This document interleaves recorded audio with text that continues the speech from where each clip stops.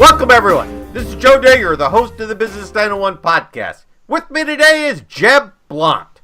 Jeb is a speaker, executive advisor, consultant, and world-class trainer who inspires people to take massive action and reach peak performance.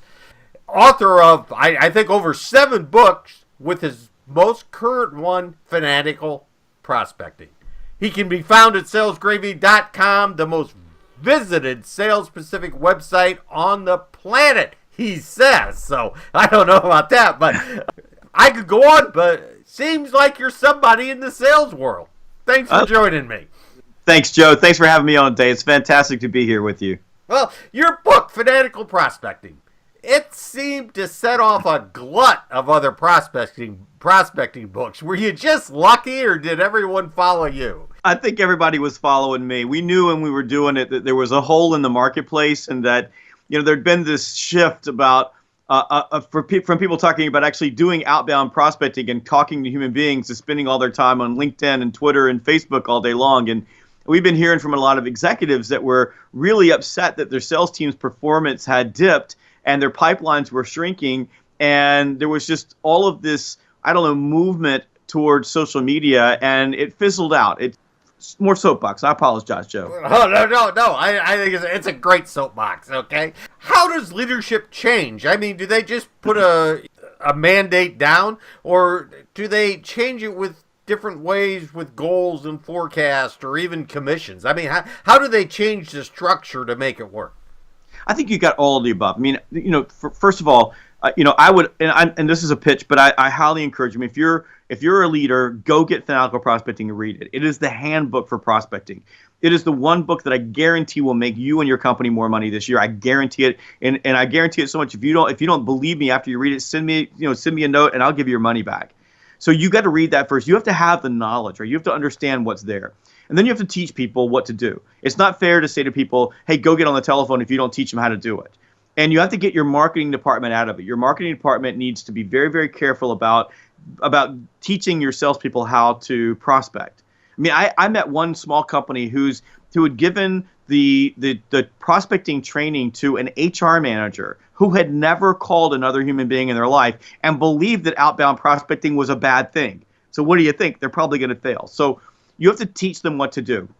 And there's lots of ways you can do that. We give Fanatical Prospecting boot camps. You mentioned Mary Lou. You mentioned Mark Hunter. I mean, there's more people out there besides me that understand this. Mike Weinberg's another person that you could go to.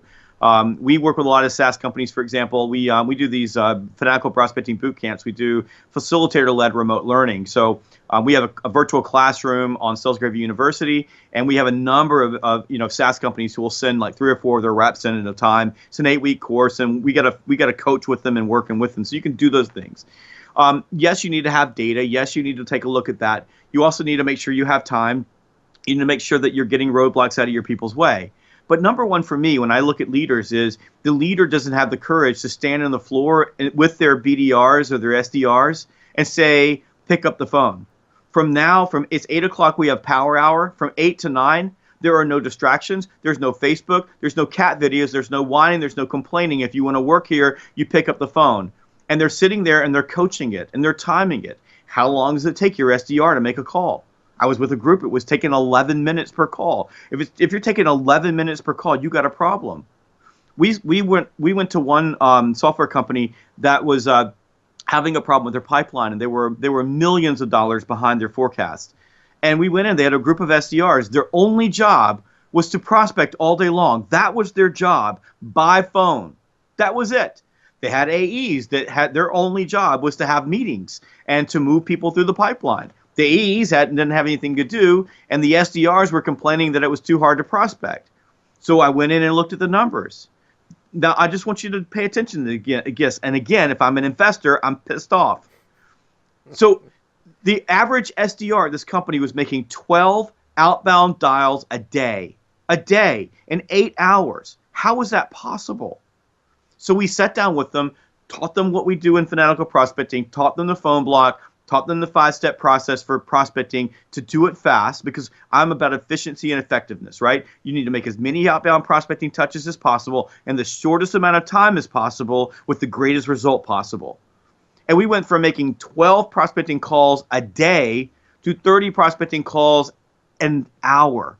Think about that. And then eventually we got them to 50 an hour so that we could take the SDRs, and that was their goal anyway. It was 50 a day, right? And they were making 12. We moved them to 50 an hour, which gave them another 7 hours to do social media, right? To work the pipeline, to do email, to send snail mail. I mean, to do everything else. But we got their prospecting calls out of the way first thing in the morning.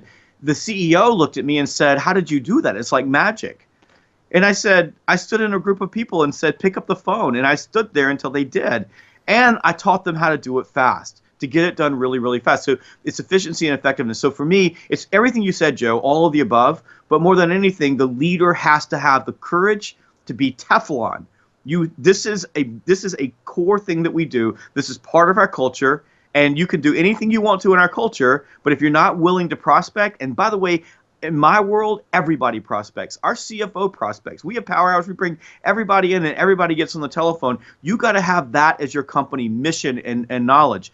And the problem is, and you know this to be true, like a lot of people who start companies, they're engineers, they're really smart people, they come from different backgrounds, so they're not used to doing that. They're not used to doing sales, and the last thing that they would ever want to do is pick up the telephone. I mean, they don't want to do that either. So they accept the excuses. And I'm telling you, look me in the eyes. If you're the CEO of a software company, if you're a CEO of a SaaS company, if you're a CEO of a startup company, if you're a CEO of any company, go to your sales floor, get on the floor, and I don't care how you feel about it. It doesn't matter. Your team must prospect, and you hold everybody in that organization accountable for it. And I promise you that your numbers will go up. Well, I think people forget that when you talk with companies, even leaders, I mean, leaders of this company like to talk to leaders of this company. They like to talk to the same people. So when you say everybody should prospect in a company, that's very true. And what a great way to learn is to call your counterpart in a company that you're trying to sell to or something like that. I can't imagine a company not appreciating something like that.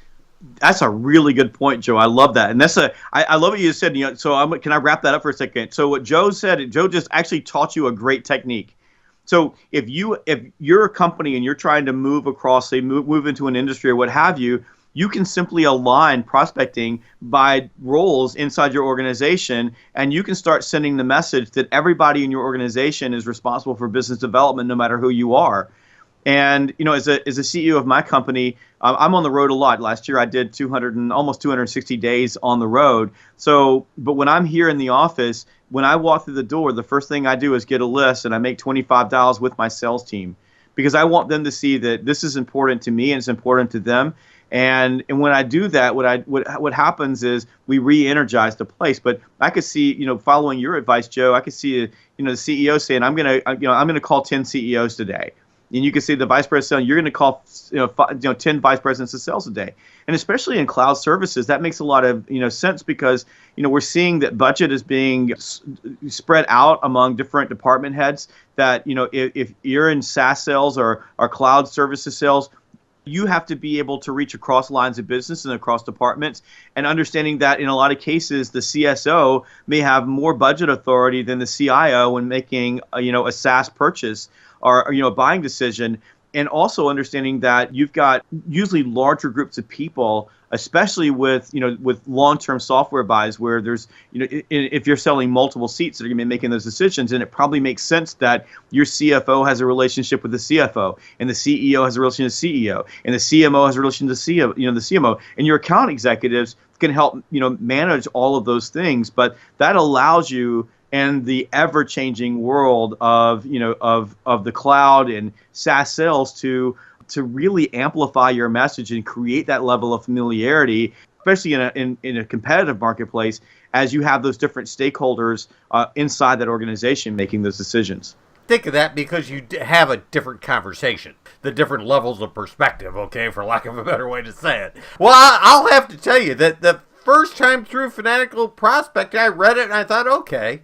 But then all at once it became my go-to book. Okay, and I don't know how I grew into that, all right, because it just kind of evolved. And so it wasn't like I read it and said, oh, this is fantastic, this is the book I need. It just kind of said, oh, yeah, I thought there was something like that in there, okay? And I went back, and it just sort of evolved into the one that I used, okay, and looked at. I'm clapping for you. Thank you. I appreciate that. I love that. Well, tell me when your new book comes out, and also about your website and the courses you offer and how someone can learn more here, okay? Absolutely. Let's start with a new book. I've got a new book coming out. It'll be out on March 24th.